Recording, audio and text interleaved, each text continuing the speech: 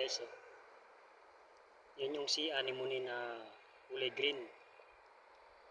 Ang ganda ng kulay niya, kulay green talaga.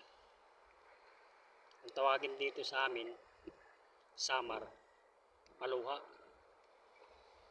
Kaya lang yan, naiba ang kulay. Kulay green nga siya. May brown, may puti, may dark red, at saka may green. Ano, napakaganda. Si anemone na kulay green. Ganda.